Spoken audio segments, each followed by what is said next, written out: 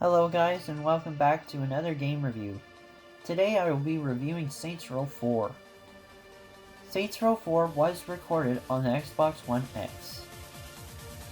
The main plot line of this game centers around the 3rd Street Saints. And after the leader of the Saints is elected president, the world gets invaded by aliens. The story is very easy to follow and is a lot of fun as well. The story is very interesting, and there are a lot of surprises in the game that keep you intertwined with this story.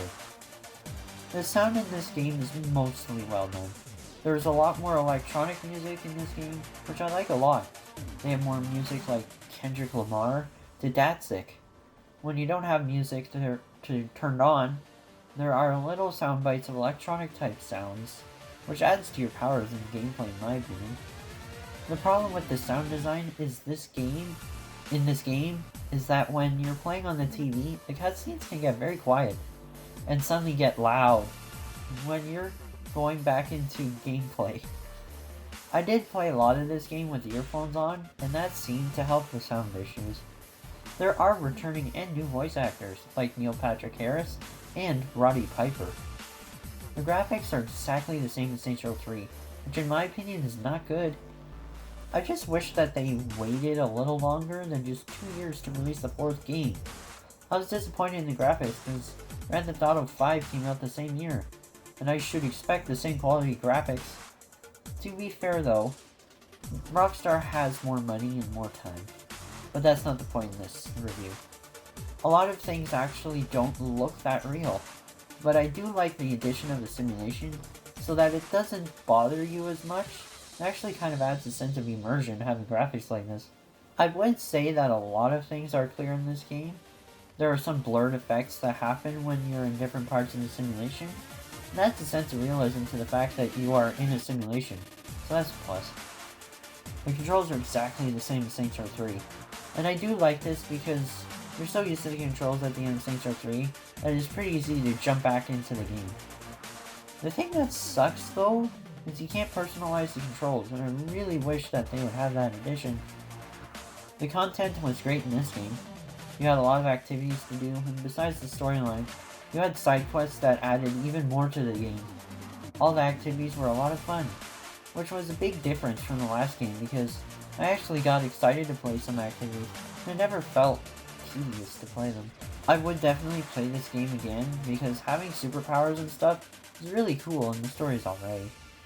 A big reason why I would replay this game is because of the activities. The activities were just so much fun. And speaking of a game being fun, this game was a lot of fun. And within the first 45 minutes of the game, you're given superpowers. Just having superpowers alone makes the game a hell of a lot better to play, and more fun. And as I said before, there are a lot of activities you can do that just make you feel like a god because of your powers. I like this game, but it's not my favorite. I didn't understand why they had vehicles in the game, because you never really need vehicles. I get that it would add a sense of immersion, but to me it just made no sense. They could have put more customization into other things than customizing vehicles. I remember in past games you were able to customize your cribs. In this game, you are in a ship, and you can't customize a thing about it. I just wish that you could customize something about it. Like the color, the interior, or just something. I personally feel like they should have waited a couple more years to release the game. Because then they could have had updated graphics, and I'm a big believer in it, in the fact that the graphics do matter. In my opinion, the best part of this game was having superpowers. It was really awesome just having the feeling of you almost being indestructible, especially if you're playing on easy, which I'm guilty of.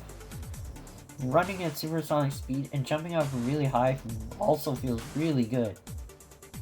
I would tell my friends about this game, but just purely on the fact that yeah, it can have superpowers, it's very unique, and the humor is pretty good as well. There are some different aspects of the game that weren't in the previous games, but not a lot. You can still create your own playlist from the music tab. You can still upgrade cars, but you really don't need to. The map is exactly the same, which I do not like. Again, as I said, if they had a few more years to make this game, it could have been better. They should have done that because they could have made a brand new map, updated graphics, and have many more options within the game. Having superpowers within the game does make the game really good. It just takes away from the greatness of the game when it's the same map and graphics are exactly the same in Saints Row 3. You can't really upgrade much of anything.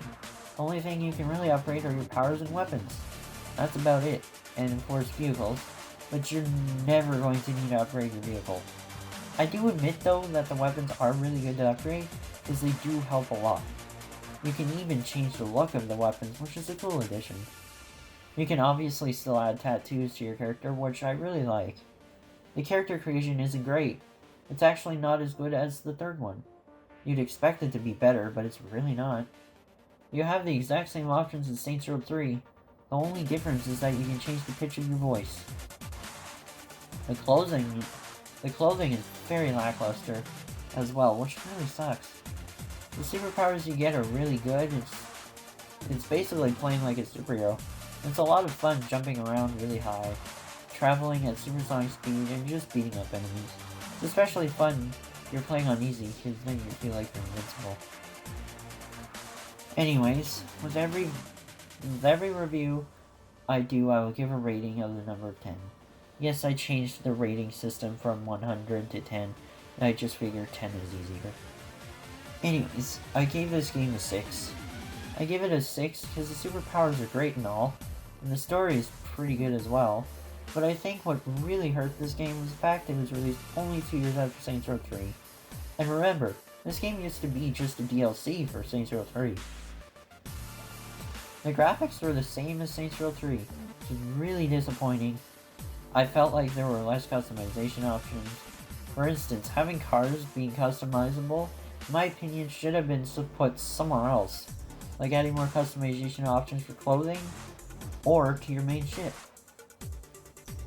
And this game had so much potential. But sadly in the end, it didn't live up to what I would want in a game like Saints Row 4. But, anyways, that's the end of today's review. The next game that I will review is Saints Row Gat Out of Hell. Thank you, and see you next time.